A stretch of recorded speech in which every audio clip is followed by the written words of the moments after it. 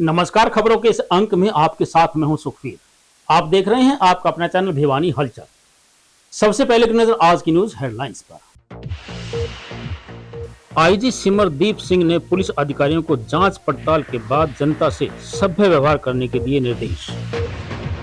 आपकी बेटी हमारी बेटी अनुदान योजना के पात्र लाभार्थियों को मिल रहे 21,000 रुपए सीधे LIC निवेश के रूप में। कौशल विकास व उद्यमशीलता को बढ़ावा देने के लिए रोजगार मेले का आयोजन।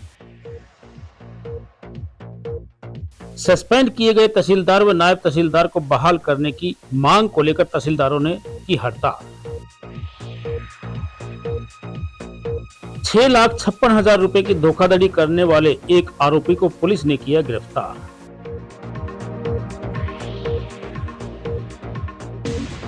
नेशनल कराटे चैंपियनशिप विजेता का स्वागत। जन संघर्ष समिति ने आंखों के जालान अस्पताल में सफेद मोतिया के जाले हटाने की मशीन उपलब्ध करवाने की मांग को लेकर किया प्रदर्शन। अब खबरें विस्तार से। हरियाणा में बढ़ते नशे को लेकर हरियाणा पुलिस ड्रग तस्करों को गिरफ्तार करके इसके नेक्सस को तोड़ने का काम कर रही है। रोहतक रेंज के पुलिस महानिरीक्षक सिमरदीप सिंह ने भिवानी के पुलिस अधिकारियों को कहा कि वे किसी भी मामले की जांच पड़ताल करने के बाद जनता से अच्छे संवाद के साथ पुलिस कार्रवाई करें ताकि पुलिस और पब्लिक के बीच विश्वास पैदा हो सके। उन्होंने पुलिस कार्रवाई, दर्ज किए गए केस, पेंडिंग केस, इन्वेस्टिगेशन की प्रक्रिया का भी जायजा लिया। उन्होंने बताया कि हरियाणा पुलिस ने विदेशों में बैठे गैंगस्टर के खिलाफ रणनीति बनाकर कानूनी कार्रवाई की है ताकि साइबर क्राइम और अवैध वसूली को रोका जा सके। हरियाणा प्रदेश में बढ़ते नशे को लेकर हरियाणा पुलिस जहां बड़े ड्रग डीलरों को गिरफ्तार कर रही है, वहीं छोटे ड्रग डीलर पर भी पुलिस पैनी नजर बनाए हुए है तथा इस नेक्सस को तोड़ने के लिए पुलिस ने काम शुरू कर दिया है। यह बात रोहतक रेंज के पुलिस महानिरीक्षक सिमरदीप सिंह ने भिवानी पुलिस लाइन में अधिकारियों की मीटिंग के बाद पत्रकारों से कही। वहीं उन्होंने कहा कि विदेशों में बैठकर हफ्ता वसूली करने वाले गैंगस्टर के खिलाफ हरियाणा पुलिस ने विशेष रणनीति बनाकर ऐसे अपराधियों को बाहर से लाकर उन पर कानूनी कार्रवाई में तेजी दिखाई है, जिसके चलते विदेशों में बैठकर हफ्ता वसूली करने वाले की कमी आई है। उन्होंने कहा कि साइबर क्राइम का जो नया ट्रेंड आया है उसमें कोई भी व्यक्ति लिंक भेजकर आम लोगों के पैसे उड़ा लेता है। इसको लेकर हर जिला में साइबर क्राइम थाना की स्थापना की गई है क्योंकि साइबर क्राइम का क्षेत्र एक विशेष स्थान न होकर पूरे देश में फैला है। इसको लेकर पुलिस को अतिरिक्त टीमें बनाकर काम करना पड़ रहा है। आईजी ने बेहतर पुलिसिंग पर कहा कि आम जनता का पुलिस पर बेहतर प्रभाव पड़े, इसके लिए निर्देश दिए गए हैं कि थाने में आने वाले व्यक्ति से सभ्य तरीके से बात करते हुए उनकी बात सुने तथा उनके द्वारा बताई गई बात पर कार्रवाई करें। आज मैं यहाँ भिवानी डिस्ट्रिक्ट में आया था पुलिस का रिव्यू करने के लिए, जो हमारी डिप्लॉयमेंट है पुलिस, तो इसमें हमारा सभी के लॉ एंड ऑर्डर कंपनीज को हमने दिखा है कि कोई भी लॉ एंड ऑर्डर सिचुएशन होती है उसके लिए भिवानी पुलिस की क्या तैयारी है, उसमें क्या क्या कमियां हैं, क्या क्या इनको रिक्वायरमेंट है, उसका एक बार हमने आंकलन किया है और जो चीज़ की रिक्वायरमेंट होगी उन चीज़ को हम लोग उनको हम प्रोवाइड करेंगे यहाँ पे भिवानी पुलिस को। उनकी ड्रिल देखी गई है। उसके अलावा क्राइम का जनरल पैटर्न को रिव्यू किया गया है। जो हमारे केसेस पिछले साल में दर्ज हुए हैं 2025 में और उससे पहले भी रजिस्टर हुए हैं, इतने केसेस हैं जो अंडर इन्वेस्टिगेशन है, जिनकी हमारी तफ्तीश पेंडिंग है, उनके बारे में चर्चा की गई है, डिस्कशन हुई है। और हमारे जो नारकोटिक्स का जो NDPS में जो प्रॉब्लम यहाँ पे भिवानी में शुरू हुई है या बाकी डिस्ट्रिक्ट में हरियाणा में शुरू हुई है, उसके रिगार्डिंग हम क्या स्टेप्स ले रहे हैं और कितनी तत्परता से हमें काम करने की ज़रूरत है, इसके बारे में भिवानी पुलिस से मैंने बात करी है। और साथ ही में वायलेंट क्राइम के बारे में डिस्कशन हुआ था, जिसमें कुछ केसेस में एक्सटॉर्शन कॉल्स हैं। एक नया प्रकार का क्राइम यहाँ पे हरियाणा में, पंजाब में, दिल्ली में, इस नॉर्थन रीजन में शुरू हुआ है, जहाँ पे गैंगस्टर्स बाहर बैठ के वहाँ पे एक्सटॉर्शन कॉल्स करते हैं। फिर उनके जो यहाँ पे गैंग मेंबर्स हैं वो यहाँ पर पैसे इकट्ठा करते हैं या फिर लोगों को डराने की कोशिश करते हैं। लेकिन अच्छी बात यह है कि एक पीक इसका 2023-24 में एक बार आया था एक्सटॉर्शन कॉल्स का। तो अभी हरियाणा पुलिस की मेहनत की वजह से जो हमने बाहर से कुछ एक्स्ट्राडिशंस करी हैं, कुछ डिपोर्टेशंस करी हैं, उसकी वजह से अभी जो कॉल्स भी कम हुई हैं और इंसिडेंट्स भी अभी रिपोर्ट नहीं हुए हैं, लेकिन फिर भी हम उसके लिए बिल्कुल तत्पर हैं। इसके बारे में भी डिस्कशन हुआ है। सर, आम व्यक्ति का पुलिस पे विश्वास बढ़े, इसके लिए क्या कहेंगे आप? क्या ये आम व्यक्ति जिस टाइम पुलिस स्टेशन में विजिट करता है, हमारा जो बेसिक स्ट्रक्चर है वो पुलिस स्टेशन से ही शुरू होता है। जिस टाइम पुलिस स्टेशन में कोई व्यक्ति विजिट करता है, उसको अगर हम सही तरीके से सुन लें, उसकी प्रॉब्लम को सुन लें और जो उसकी उचित कार्रवाई है अगर हमारा आईओ कर दे, तो आई थिंक उसी से हमारा विश्वास बढ़ता है। ये बेसिक हमारी पुलिसिंग का जो काम है और इसी वजह से हमें यहाँ पे पुलिस में भर्ती किया गया है। इसके बारे में मैंने चर्चा की और सभी को बोला है, जो सारे SHOs और चौकी इंचार्जेस आए थे उनसे मैंने ये डिस्कशन करी है कि हमारा व्यवहार जो है वो पब्लिक की तरफ, हम सेवा में है, पब्लिक पुलिस जो है एक पब्लिक की सेवा में है। अगर हम सेवा भावना से उनकी बात नहीं सुनेंगे, उनकी कार्रवाई नहीं करेंगे, तो हमारे पे कोई विश्वास नहीं रहेगा और अपने छवि को हम इम्प्रूव नहीं कर पाएंगे। तो उसके लिए हम कोशिश कर रहे हैं कि हमारे सारे मुलाजिम जो हैं वो मोटिवेटेड रहें, उन पब्लिक से प्रॉपरली बात करें, उनकी उचित निवारण उनकी प्रॉब्लम्स करें। सर, साइबर क्राइम काफ़ी बढ़ गया, तो उस और क्या करना है? साइबर क्राइम का एक नया ट्रेंड शुरू हुआ है, जो आदमी जिनको नहीं थोड़ा आइडिया है या वो कुछ ना कुछ लिंक क्लिक कर देते हैं, उनका पैसा चला जाता है। इस तरह के बहुत सारे केसेस बढ़े हैं। इसके रिगार्डिंग हमने हर डिस्ट्रिक्ट में एक साइबर क्राइम पुलिस स्टेशन भी शुरू किया है। यहाँ भी भिवानी में भी शुरू हुआ है। उसका रिव्यू मैं सेपरेटली अभी भिवानी पुलिस स्टेशन का रिव्यू भी करूँगा।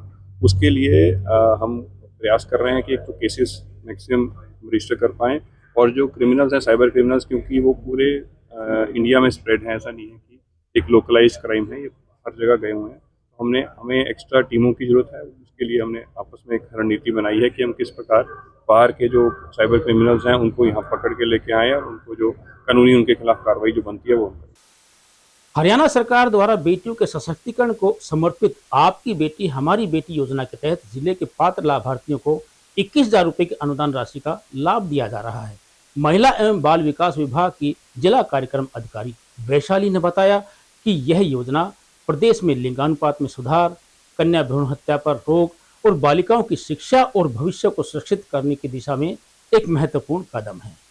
इस योजना का लाभ लेने के लिए बेटी के जन्म के 1 वर्ष के अंदर आवेदन करवाना अनिवार्य है। आवेदन आंगनबाड़ी केंद्र, स्वास्थ्य केंद्र या सरल पोर्टल के माध्यम से करवाया जा सकता है। महिला एवं बाल विकास विभाग की जिला कार्यक्रम अधिकारी वैशाली ने बताया कि योजना प्रदेश में लिंगानुपात में सुधार, कन्या भ्रूण हत्या पर रोक और महिला शिक्षा को बढ़ावा देने के लिए लागू की जा रही है। इस योजना के तहत सरकार द्वारा बेटी के नाम पर की गई यह राशि उसकी आर्थिक मजबूती का आधार बनेगी। उन्होंने बताया कि प्रदेश सरकार द्वारा पात्र लाभार्थी बेटी के नाम पर 21,000 रुपए का एक मुश्त निवेश LIC में किया जाता है। यह राशि सुरक्षित निवेश के रूप में जमा रहती है। जब लाभार्थी बेटी 18 वर्ष की पूर्ण आयु प्राप्त कर लेती है और अविवाहित रहती है, तब LIC में निवेश की गई राशि ब्याज सहित सीधे बेटे के बैंक खाते में जमा करवा दी जाती है। इससे बेटी की उच्च शिक्षा या भविष्य की आवश्यकताओं में आर्थिक सहयोग मिलता है। मेरा नाम वैशाली है। मैं डिस्ट्रिक्ट प्रोग्राम ऑफिसर हूँ महिला एवं बाल विकास भिवानी में। जो आपकी बेटी हमारी बेटी योजना है, यह 24 अगस्त 2015 से प्रभावी है। यह प्रदेश में लिंग अनुपात को सुधारने, कन्या भ्रूण हत्या को रोकने व कन्याओं को शिक्षा प्रदान करने वाले एक अनूठी पहल है। इसके तहत अनुसूचित जाति BPL परिवारों की पहली बेटी और सभी जातियों की दूसरी व तीसरी बेटी के नाम पर LIC में 21,000 रुपए की धनराशि का निवेश किया जाता है। जो बेटी के 18 वर्ष जब वो पूर्ण हो जाते हैं, तब उसको इसका लाभ मिलता है। LIC में जितनी भी उस राशि का जो ब्याज बनता है, वो राशि उसको दी जाती है। अगर आप बोलोगे तो बताया, जो अनुसूचित जाति है या जो BPL परिवार है, उनमें पहली गर्ल चाइल्ड अगर बॉर्न है तो उस पे LIC की निवेश किया जाता है। 21,000 रुपए की राशि से निवेश किया जाता है। परंतु अगर जैसे मैंने आपको पहले भी बताया कि सेकंड और थर्ड गर्ल चाइल्ड पे यह जनरल कैटेगरीज में भी ये लाभ दिया जाता है। इस योजना को हम लोग हर एक परिवार तक पहुंचाने के लिए हमारी तरफ से जागरूकता अभियान भी चलाया जाता है, जो कि प्रत्येक आंगनवाड़ी केंद्र में के माध्यम से हम मदर मीटिंग के दौरान महिलाओं को इस बारे में जागरूक करते हैं। साथ ही साथ हमारे जो जिले पे या ब्लॉक पे अन्य जितने भी जागरूकता के कार्यक्रम चलते हैं, जैसे बेटी बचाओ के कार्यक्रम चलते हैं या पोषण अभियान का जो कार्यक्रम चलते हैं, उस दौरान भी महिलाओं को इस बारे में जानकारी दी जाती है। कौशल विकास व उद्यमशीलता को बढ़ावा देने के लिए जिला रोजगार कार्यालय में रोजगार के मेले का आयोजन किया गया। मेले में अनेक कोर्सेज में पास आउट बेरोजगार युवाओं ने साक्षात्कार दिया। इस बारे में जानकारी देते हुए TCI institute of logistic Hisar के प्रत्युष ने बताया कि रोजगार मेले में दक्षता, कौशल और अनुशासन को देखकर युवाओं का चयन किया गया है। नौकरी पाने वाले युवाओं ने भी इस तरह के रोजगार मेले आयोजित करने को बेरोजगारी खत्म करने का संकेत बताया। रोजगार मेले के बारे में जानकारी देते हुए साक्षात्कार लेने पहुंचे TCI institute of logistic Hisar के प्रत्युष ने बताया कि प्रशिक्षण प्राप्त 18 से 35 वर्ष के बीच के युवाओं का चयन रोजगार मेलों के माध्यम से निजी क्षेत्र में नौकरी के लिए किया जाता है। उन्होंने बताया कि इस रोजगार मेले में टीसीआई द्वारा युवाओं का साक्षात्कार लिया गया तथा चयनित युवाओं को 21 दिनों की ट्रेनिंग दी जाएगी, जिसमें उन्हें लॉजिस्टिक वेयरहाउस से संबंधित ज्ञान दिया जाएगा ताकि वे रोजगार की राह पर चलकर अपने परिवार को आर्थिक उन्नत बना सके। वहीं उन्होंने बताया कि इस तरह के मेले लगते रहने चाहिए, यह उनके रोजगार प्राप्त करने के लिए अच्छे साधन बनेंगे। इसमें युवाओं ने अच्छा उत्साह दिखाई दिया। मेरा नाम कुलदीप है, मैं गोलागढ़ से आया हुआ हूँ। यहाँ पे टीसीआई कंपनी आई हुई है, तो ये जो भी कोई भी बेरोजगार है उसको सिलेक्ट करने के लिए आई हुई है। ये टीसीआई कंपनी है, ये इंडिया की नंबर 1 कंपनी है। इसके अंदर बहुत ही ज्यादा बेनिफिट्स हैं और इसके अंदर जो भी रोजगार के लिए जाता है वो। मेरा नाम निखिल सिंह है, मैं भिवानी से हूँ। आज मैं जिला रोजगार कार्यालय भिवानी में आया था क्योंकि मैं एक नौकरी की तलाश कर रहा हूँ।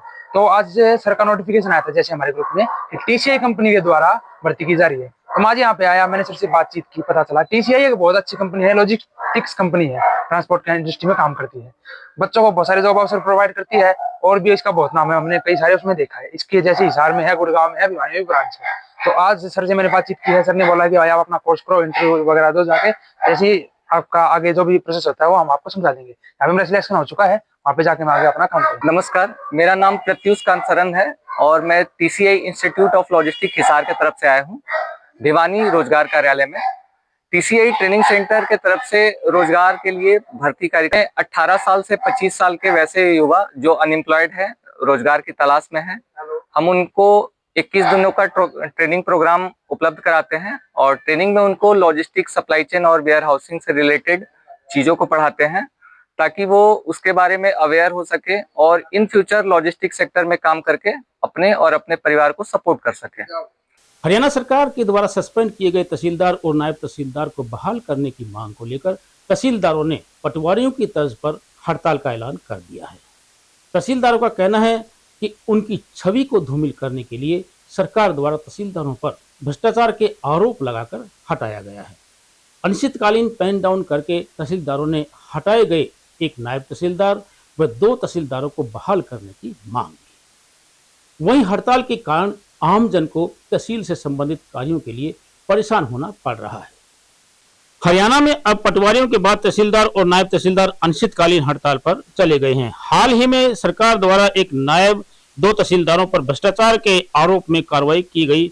ऐसे में तहसीलदारों का मानना है कि उन पर की गई कार्रवाई गलत है तथा जांच किए बिना ही उनकी छवि को धूमिल किया जा रहा है। वहीं दूसरी ओर हड़ताल के चलते आमजन काफी परेशान है, वे कार्यालय के चक्कर काटने पर मजबूर हैं, उनका कोई भी कार्य नहीं हो रहा है।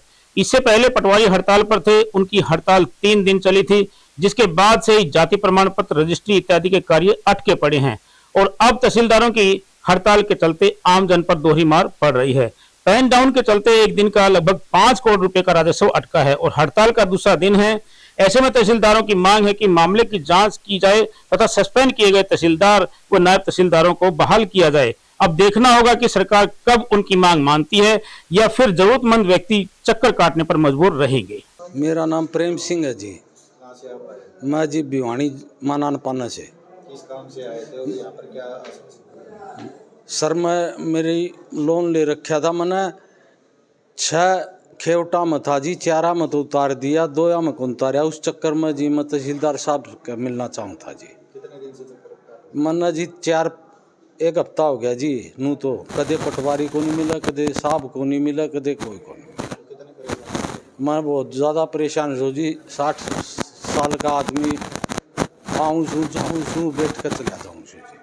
गांव घुसकानी है और 3 दिन हो गए, कल भी आए थे, कल बोला कल आइयो, आज फिर इवनिंग का हड़ताल पे हैं और ई दिशा केंद्र में गए थे, वो नहीं बोले मोहित के पास जाओ, मोहित आड़े बैठा है, वो नहीं कह दे आज तहसीलदार साहब नहीं, आज काम नहीं होगा।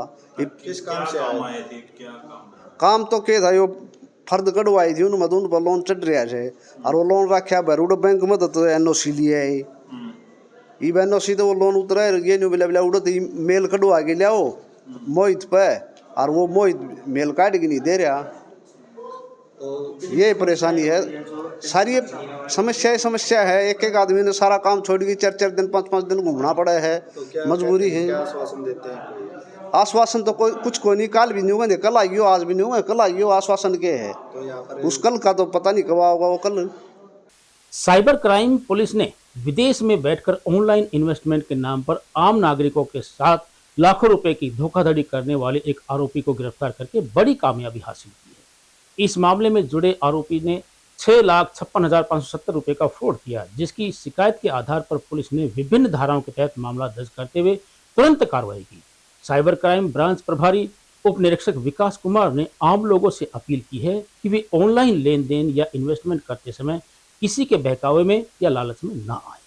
धोखाधड़ी मामले में एक शिकायतकर्ता ने थाना साइबर क्राइम भिवानी में शिकायत दर्ज करवाई थी और इस पर कार्रवाई करते हुए आरोपियों द्वारा उससे अलग अलग टास्क के नाम पर 13 ट्रांजैक्शन के माध्यम से कुल 6,56,517 रुपए इन्वेस्ट करवाए गए और बाद में धोखाधड़ी कर ली गई। अभियोग में प्रभावी कार्रवाई करते हुए थाना साइबर क्राइम भिवानी के ASI विजय कुमार ने ऑनलाइन इन्वेस्टमेंट फ्रॉड की वारदात को अंजाम देने वाले आरोपी को गिरफ्तार किया।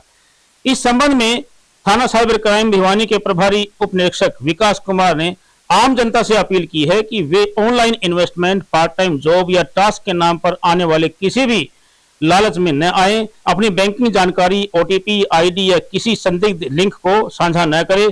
किसी भी प्रकार की साइबर धोखाधड़ी होने पर तुरंत हेल्पलाइन नंबर 1930 पर शिकायत दर्ज कराएं ताकि समय रहते प्रभावी कार्रवाई की जा सके। थाना भिवानी में ऑनलाइन माध्यम से एक शिकायत प्राप्त हुई थी, जिसमें शिकायतकर्ता ने बताया कि उसके पास टेलीग्राम आईडी से इन्वेस्टमेंट के नाम पे कुछ मैसेजेस आए थे और उन मैसेज में उसको अलग अलग टास्क पूरा करने के नाम पर और उसको इंसेंटिव देने का वादा किया गया था, जिसमें शिकायतकर्ता ने उनकी बातों में आकर और एक फ्रॉड के तहत इसमें कुल 6,56,000 रुपये की राशि उसने गंवा दी। जिसके बाद साइबर थाना ने इस संबंध में अभियोग अंकित किया और इसमें जो टेक्निकल साक्ष्य जो हमारे पास आए थे उनको एनालाइज करके और इसमें हमने एक आरोपी जो करनाल का रहने वाला है, करण चोपड़ा पुत्र राजीव निवासी करनाल, इसको हमने गिरफ्तार किया और गिरफ्तारी के दौरान हमने इससे डिटेल में पूछताछ की और माननीय अदालत में पेश करके इसका रिमांड हासिल किया,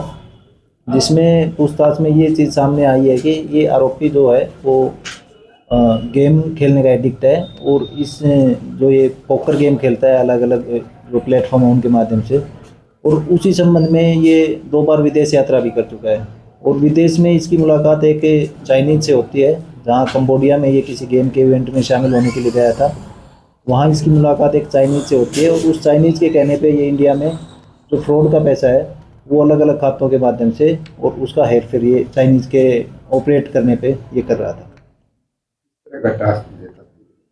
ये लोगों को अलग अलग जो इन्वेस्टमेंट बेस्ड टास्क देते थे कि आप हमारे साथ स्टॉक मार्केट में या क्रिप्टो मार्केट में या फिर जॉब, हम आपको पार्ट टाइम जॉब के नाम पे इस तरह के अलग अलग एडवर्टाइजमेंट होते हैं और जो लोग झांसे में आ जाते हैं उनसे फिर ये अकाउंट में पैसा डलवा कर और चाइनीज़ के कहने पे उन पैसों को अलग अलग अकाउंट में घुमाकर और उसको सेटल करता था।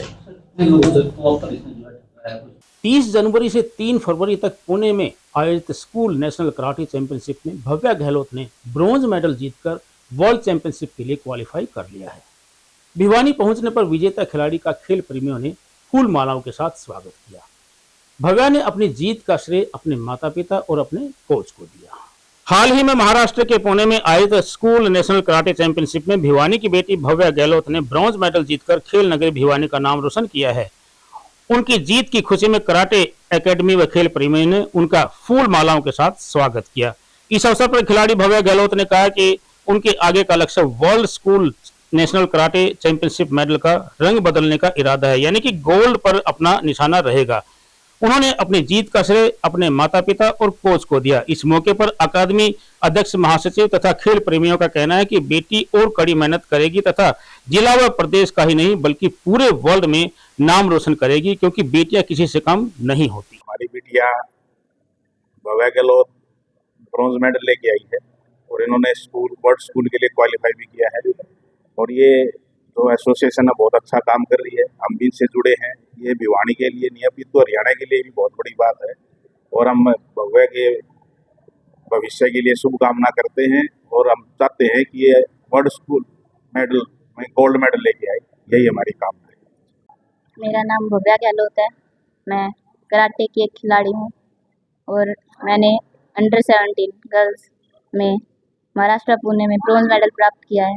आज भव्या गहलोत ने जो हमारी प्लेयर है ब्रॉन्ज मेडल राष्ट्रीय 70 जो स्कूल के गेम हुए उसमें जीत के साबित किया है कि लड़की भी लड़कों से कम नहीं है।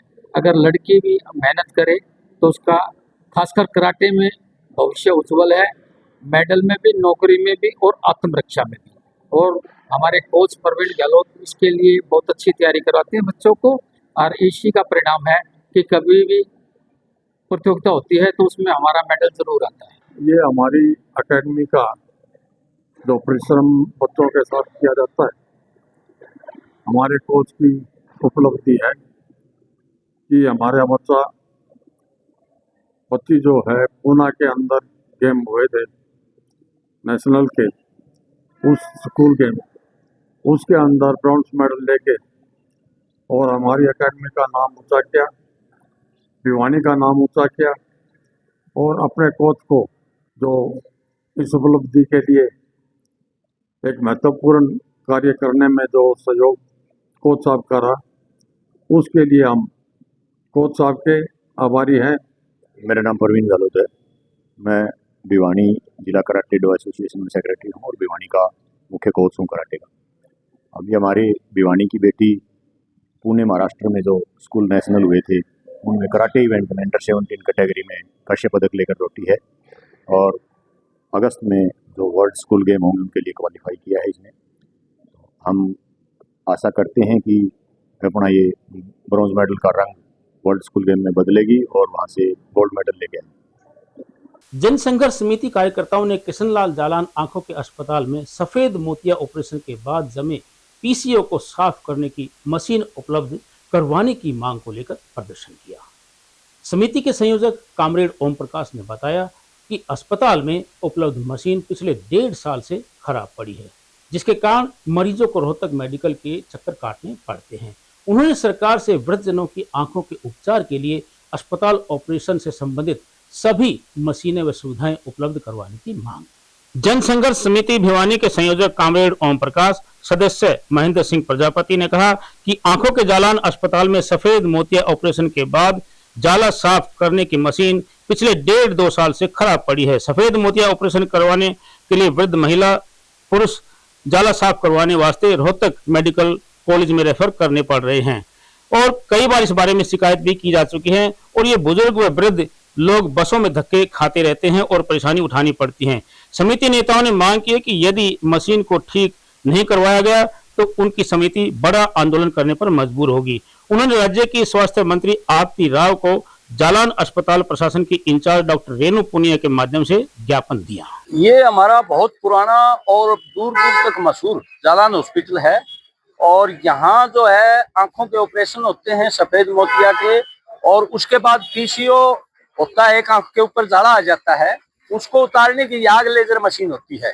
पिछले 2 साल से वो याग लेजर मशीन खराब पड़ी है और वो जो मरीज हैं जिनका जो ना आयुष्मान कार्ड नहीं होता, हमारे वृद्धों को रोहतक जाना पड़ता है, रोहतक रेफर किया जाता है और बड़ी परेशानी होती है। और ये देखिए हमारे शहर में मेडिकल कॉलेज भी है और जालान हॉस्पिटल भी है, ये मशीन जो है इसको ठीक नहीं करवा रहे। हम ये कहना चाहते पिछले 2 साल से खराब पड़ी है। असल में तो कोई अधिकारी या जनप्रतिनिधि आता ही नहीं, कि भाई ठीक प्रॉपर इलाज हो रहा है कि नहीं हो रहा। जालान हॉस्पिटल में, सिविल हॉस्पिटल में भी अल्ट्रासाउंड के 2 डॉक्टर नहीं है, 2 मशीनें नहीं है, महीना डेढ़ महीना इंतजार करना पड़ता है। अभी ओपीडी शुरू नहीं हुई है और मेडिकल कॉलेज बनने के बाद यहाँ प्रोफेसर नहीं है, डॉक्टर नहीं है। अभी भी मरीजों को, जो गंभीर मरीज है, रोहतक रेफर किया जाता है। फिर फायदा क्या हुआ मेडिकल कॉलेज का? तो स्वास्थ्य मंत्री और हमारी हरियाणा सरकार जन स्वास्थ्य सेवाओं पर, सार्वजनिक जन स्वास्थ्य सेवाओं पर कोई ध्यान नहीं दे रही। 87 साल की हो रही है, उनका ऑपरेशन करवाया था, दिखाने के लिए आया था। यहाँ याग मशीन अवेलेबल नहीं है, हमें रोहतक धक्के खाने पड़ रहे हैं। प्रशासन से और स्वास्थ्य मंत्री से, हरियाणा सरकार से विनती है कि इस मशीन को ठीक करवाया जाए, या ठीक नहीं हो सकती इसकी जगह नई मशीन प्रोवाइड करवाई जाए, ताकि हमारे बुजुर्गों को धक्के ना खाने पड़े, रोहतक ना जाना पड़ा। क्योंकि बुजुर्ग अवस्था में ट्रेवल करना भी आसान काम नहीं है, उसके साथ 1-2 बंदा जाना पड़ता है तो काम भी घर के रुक जाते हैं। इसलिए पुनः निवेदन है प्रशासन से, जालन हॉस्पिटल के प्रशासन से, स्वास्थ्य मंत्री से और हरियाणा सरकार से कि यहाँ जो याग मशीन खराब पड़ी है उसको शीघ्र अतिशीघ्र ठीक करवाया जाए या नई मशीन उपलब्ध करवाई जाए। और अंत में चलते चलते फिर से एक नजर आज की news headlines. IG Simardeep Singh ने पुलिस अधिकारियों को जांच पड़ताल के बाद जनता से सभ्य व्यवहार करने के दिए निर्देश। आपकी बेटी हमारी बेटी अनुदान योजना के पात्र लाभार्थियों को मिल रहे 21,000 रुपए सीधे LIC निवेश के रूप में। कौशल विकास व उद्यमशीलता को बढ़ावा देने के लिए रोजगार मेले का आयोजन। सस्पेंड किए गए तहसीलदार व नायब तहसीलदार को बहाल करने की मांग को लेकर तहसीलदारों ने की हड़ताल। 6,56,000 रुपए की धोखाधड़ी करने वाले एक आरोपी को पुलिस ने किया गिरफ्तार।